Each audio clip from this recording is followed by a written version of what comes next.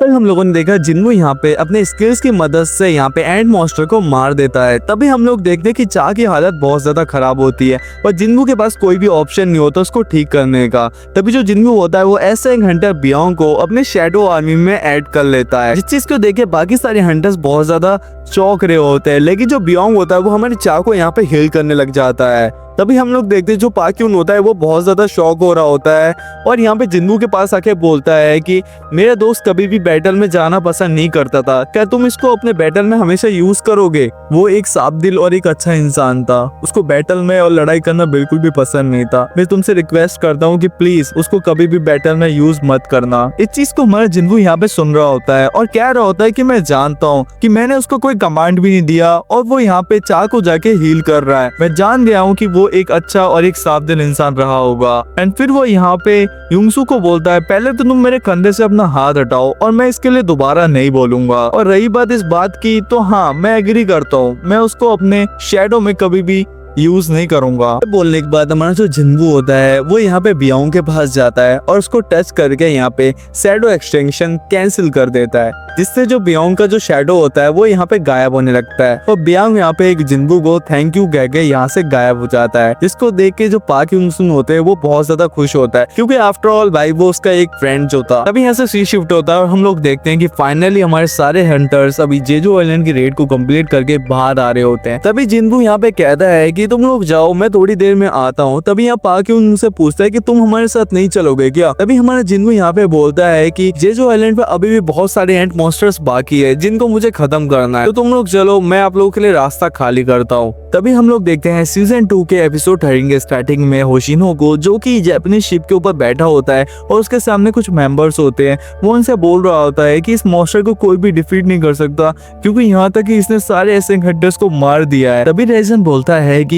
Korean hunters में से जिन्वू ने उस मॉन्स्टर को मार दिया है। ये सुनने के बाद होशिनो बिल्कुल शॉक हो जाता है। तभी यहाँ से सीन शिफ्ट होता है और हम लोगों को जिन्वू को दिखाया जाता है जो यहाँ पे एंड मॉन्स्टर्स के अंडों को खत्म कर रहा होता है और ऐसे करने पे उसका लेवल अप भी हो रहा होता है। तभी जिन्वू अपने इन्वेंटरी में से एक स्वॉर्ड को निकालता है और सोचता है कि मैंने इसका यूज पहले कभी नहीं किया है। जब उसका वो यूज करता है तो वो देख के कुछ शॉक हो जाता है क्योंकि उसका पावर बहुत ज्यादा था। यहाँ से सीन शिफ्ट होता है और हम लोगों को अमेरिका के डायरेक्टर डेविड को दिखाया जाता है जो कि जिन्वू की वीडियो को देख रहे होते हैं और कह रहे होते हैं कि तुम जानते हो ना, तुमने मुझे आधी रात को जगा के ये वीडियो दिखा रहे हो और तुम्हें ये भी पता है कि इसमें मेरी राय क्या है। सही कहा ना माइकल? जी सर, आप बिल्कुल सही कह रहे हो। जिन्वू एक ऐसा हंटर है जो कि यहाँ पे 1000-2000 सोल्जर्स को अकेले कंट्रोल कर सकता है। मुझे लगता है कि यहाँ पे जिन्वू को कोरिया जैसे छोटे कंट्री में नहीं रहना चाहिए। तभी हम देखते हैं कि डेविड भी इस बात से एग्री करता है और माइकल को कहता है कि मुझे जिन्वू से रिलेटेड और भी इंफॉर्मेशन ला के दो। तभी माइकल जो होता है अपने पास से एक फाइल निकाल के यहाँ पे देता है। तभी वो बोलता है कि आज से कुछ महीने पहले अमेरिका के ईस्ट वेस्ट में एक ए रैंक के डेंजन में से एक इंसान बाहर निकलता है। पहले तो सब उसको देख के डर रहे होते हैं, लेकिन बाद में वो बोलता है कि वो कोरिया का एक हंटर है। जब मैंने इससे रिलेटेड और भी डाटा ढूंढा और थोड़ा रिसर्च किया, जब मुझे पता चला कि वो जिन्वू का पिता है। ये सुनने के बाद डेविड बोलता है कि ये तो फिर बहुत ही अच्छा मौका है, हम इन 2 हंटर्स को अपनी तरफ कर सकते हैं। अभी यहाँ पे माइकल बोलता है जी सर, लेकिन कोरिया के साथ हमारा कनेक्शन कुछ सालों से बहुत ही अच्छा रहा है। अगर हम लोग यहाँ पे इंस्टेंट कोरिया से इन 2 हंटर्स की मांग करते हैं तो मुझे लगता है कि हमारा कनेक्शन अच्छा होगा। लेकिन तभी डेविड बोलता है मुझे हर हालत में ये 2 हंटर्स चाहिए, क्या तुम मेरे लिए ये काम कर सकते हो? तभी यहाँ पे माइकल बोलता है कि मैं अपनी पूरी कोशिश करूंगा सर। यहाँ से सीन शिफ्ट होता है, हम लोगों को दिखाया जाता है जिन्वू जो यहाँ पे एंड मॉन्स्टर्स को मार के उसका लेवल पूरा 100 हो गया होता है। तभी जिन्वू यहाँ पे एंड किंग की डेड बॉडी के पास जाता है और उसमें से एक बहुत ही अलग ही डार्क ऑरा निकल रहा होता है। तभी जिन्वू यहाँ पे हाथ बढ़ाता है और बोलता है अराइज, और कुछ सेकंड के लिए यहाँ पे अंधेरा हो जाता है। जिन्वू सोचता है कि यहाँ पे शायद शैडो एक्सटेंशन फेल हो गया है। तभी जिन्वू को यहाँ पीछे से आवाज आता है कि मैं फिर से जिंदा हो गया। इसको देख के जिन्वू स्माइल करता है। तभी हम देखते हैं यहाँ पे एंड किंग को जो कि अब जिन्वू की शैडो आर्मी का एक हिस्सा है। तभी जिन्वू यहाँ पे नोटिस करता है कि यहाँ पे एंड किंग का जो लेवल है वो जर्नल है, साथ ही एंड किंग यहाँ पे बात कर रहा होता है। जिन्वू यहाँ पे सोच रहा होता है कि शायद ये ऐसा इस वजह से है क्योंकि यहाँ पे एंड किंग मरने से पहले बात कर पाता था। लेकिन तभी वो सोचता है कि यहाँ पे बियोंग और आयरन भी तो पहले मरने से पहले बात कर रहे थे, लेकिन यहाँ पे जैसे वो मरने के बाद मेरे शैडो आर्मी में ऐड होते हैं वो तो बिल्कुल गूंगे ही हो गए थे। लेकिन यहाँ पे एंड किंग बोल पा रहा था, शायद ऐसा उसके जनरल रैंक की वजह से हुआ होगा और हो सकता लगता है कि जैसे जैसे यहाँ पे शैडो सोल्जर्स का लेवल बढ़ेगा वो भी बात करने लगे। तभी जिन्वू यहाँ से एंट किंग से पूछ रहा होता है कि मैंने ही तुम्हें मारा है, क्या तुम मेरे लिए लॉयल रहोगे? तभी यहाँ पे जो एंट किंग होता है वो बोलता है कि आपने मुझे मारा नहीं है, आपने मुझे फिर से जिंदा कर दिया है माय लॉर्ड, और मैं हमेशा आपके लिए लॉयल रहूंगा, प्लीज आप मेरा कोई नाम रखिए। तभी जिन्वू यहाँ पे एक फेमस नोवेल राइटर के बारे में सोच रहा होता है एंड उसके बाद वो एंट किंग का नाम बीरू रख देता है। वो यहाँ पे एंट क्वीन को अराइज कर लेता है और यहाँ पे शैडो एक्सटेंशन कंप्लीट हो जाता है। जैसे यहाँ पे एंट क्वीन शैडो एक्सट्रैक्ट होती है तभी जिन्वू यहाँ पे देखता है कि बाकी सारे जो एंट मॉन्स्टर्स होते हैं वो काफी ज्यादा वीक हो रहे होते हैं। तभी इसको देख के हमारा जिन्वू थोड़ा शॉक हो रहा होता है और वो बीरू से पूछता है कि ये सब हो क्या रहा है। यहाँ पे जो बीरू होता है वो बोलता है कि माय लॉर्ड, एंट क्वीन का काम सिर्फ यहाँ पे एंट कॉलोनी को संभालना होता है और सिर्फ एंट मॉन्स्टर्स को पैदा करना होता है,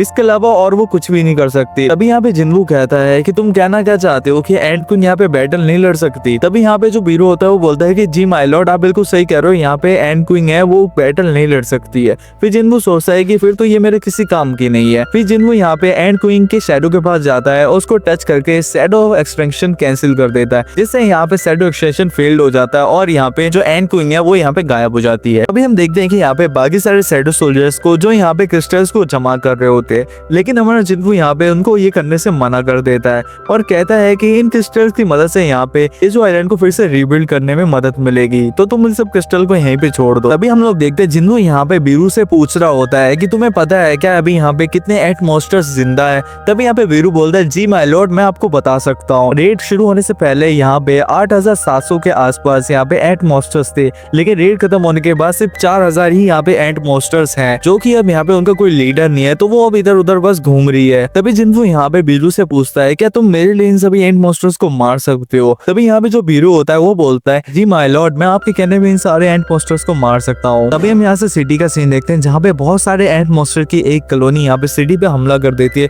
लेकिन यहाँ पे जो हंटर्स होते हैं वो सारे एंट मॉन्स्टर को मार रहे होते हैं। तभी हम लिम को देखते हैं जो भाई इतना बड़ा डरपोक होता है। तभी यहाँ पे सब बोल रहे होते हैं कि भाई ए रैंक होने के बावजूद भी भाई कितना बड़ा डरपोक है। तभी हम देखते हैं कि यहाँ पे एक नीली सी रोशनी आती है और सारे एंट मॉन्स्टर्स को मार के गायब हो जाती है। सभी यहाँ पे शॉक हो रहे होते हैं कि भाई ऐसा हुआ कैसे। तभी हम देखते हैं कि ये सब बीरू का काम होता है, जो अपनी लाइटिंग स्पीड की मदद से सभी एंट मॉन्स्टर को मार रहा होता है। अभी इधर हमें सीन शिफ्ट होता है, हम लोग को एक पर्सन को दिखाया जाता है जो जिन्वू की फाइटिंग वाले क्लिप को देख रहा होता है और अपने असिस्टेंट को बोल रहा होता है कि अगर ऐसा हो सकता है कि डोंसू के भाई को यहाँ पे जिन्वू ने मारा हो, अगर ऐसा होगा तो मैं जिन्वू को मार दूंगा। तभी उसके असिस्टेंट बोलते हैं कि हाँ ऐसा हो तो सकता है। तभी हम देखते हैं कि ये हंटर होता है थॉमस एंड्रयू और एक अमेरिका का एक बहुत बड़े गिल्ड का ओपनर होता है। अभी यहाँ से सीन शिफ्ट होता है और हम लोग को जेजो आइलैंड दिखाया जाता है जहाँ पर बहुत सारे मिलिट्री और यहाँ पे कुछ हंटर्स भी आए होते हैं। ये बेसिकली यहाँ पे मैजिक स्टोन कलेक्ट करने के लिए आए होते हैं। तभी यहाँ पे पार्क बोलता है कि एक ऐसा लड़का था जिसने अपनी पूरी जिंदगी यहाँ पे ओलंपिक में हिस्सा लेने के लिए मेहनत किया और जब उसका सिलेक्शन होने वाला था तभी वो अवेकन हो गया और उसको अपने सपने को वहीं पे छोड़ के आना पड़ गया। तभी उसका भाई बोलता है कि ये आप अपनी कहानी सुना रहे हो क्या? तभी यहाँ पे पार्क बोलता है लेकिन अब उसका सपना है कि वो सिटी में सबसे बड़ी गिल्ड बनाए। तभी हम देखते हैं कि यहाँ पे एंट मॉन्स्टर अटैक कर देते हैं, लेकिन यहाँ पे पार्क उसको मार देता है और सबको बोलता है कि आप लोग टेंशन मत लो, यहाँ पे अगर कोई भी एंट मॉन्स्टर होगा तो मैं उसको मार दूंगा। तभी पीछे से कोई बोलता है कि तुम कौन हो और यहाँ क्या कर रहे हो? तभी हमें एक पर्सन को दिखाया जाता है जो बहुत ज्यादा बैडस होता है और उन लोगों की तरफ बढ़ रहा होता है। तभी यहाँ पे पार्क उससे पूछता है कि तुम आखिरकार यहाँ पे कर क्या रहे हो, क्योंकि यहाँ पे मिलिट्री और हंटर्स का काम चल रहा है और तुम यहाँ पे बिना परमिट के नहीं घुस सकते।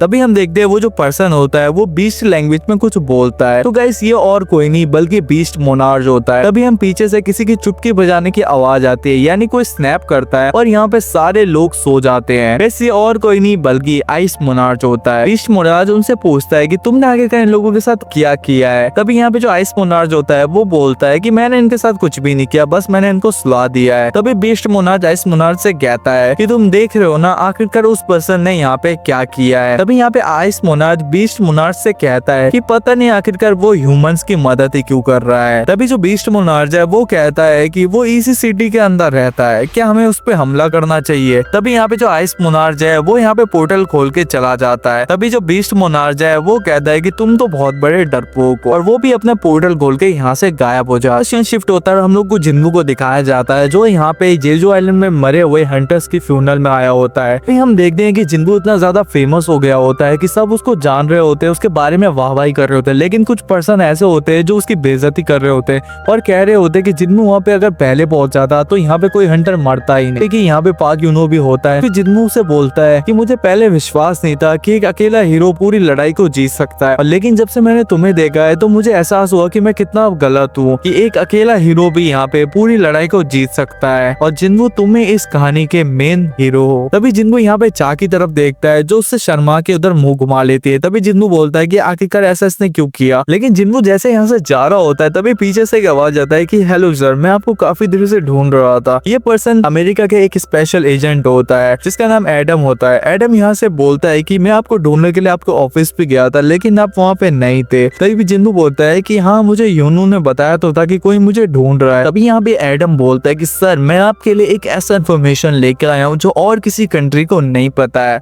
तभी जिन्नू बोलता है कि तुम फिर ये सब मुझे क्यों बता रहे हो। तभी यहाँ पे एडम बोलता है कि स्पेशल इन्फॉर्मेशन सिर्फ स्पेशल पर्सन के लिए होता है। जिन्नू बोलता है कि मैं इन सब चीजों में इंटरेस्टेड नहीं हूँ तो तुम जा सकते हो। तभी एडम यहाँ पे बोलता है कि मैं आपको मेन चीज बताना तो भूल ही गया कि हमारे पास एक ऐसा तरीका है जिससे आप अपनी पावर को 10x बढ़ा सकते हो, यानी 10 गुना बढ़ा सकते हो। इसको सुनने के बाद जिन्नू यहाँ शॉक हो जाता है और एडम के साथ जाने के लिए मान जाता है। एडम यहाँ पे जिन्नू को माइकल के पास ले जाता है और माइकल यहाँ पे अपने कंट्री में आने के लिए कुछ इन्फॉर्मेशन बता रहा होता है और उसको करने के लिए बोलता है, लेकिन जिन्नू बोलता है कि यहाँ पे तो बाद से इन्फॉर्मेशन देने की हुई थी, ये सब करने के लिए तो किसी ने बताया नहीं मुझे। तभी यहाँ पे माइकल बोलता है कि हमारे पास वो पावर है जिसकी मदद से आप अपने पावर को 10x बढ़ा सकते हो। तो यहाँ पे सीजन 2 का एपिसोड 13 खत्म हो जाता है और आप लोगों से जाते जाते एक क्वेश्चन है कि किसको पता है कि जिन्नू के फादर का नाम क्या है। जो भी इसका सही जवाब देगा कमेंट में तो मैं उसका कमेंट को पिन कर दूंगा और साथ ही उसको फ्री का शाउट आउट भी मिलेगा। तो जल्दी से जाके गाइस कमेंट करो और चैनल को सब्सक्राइब करना बिल्कुल मत भूलना, क्योंकि आगे गाइस इसका नेक्स्ट एपिसोड मैं कल ही लाने वाला हूँ। तो गाइस जल्दी से गाइस चैनल को सब्सक्राइब कर दो, वीडियो को लाइक कर दो और अपने सारे दोस्तों में फैला दो। तो मिलते हैं नेक्स्ट वीडियो में, जब तक के लिए आप लोग अपना ख्याल रखना।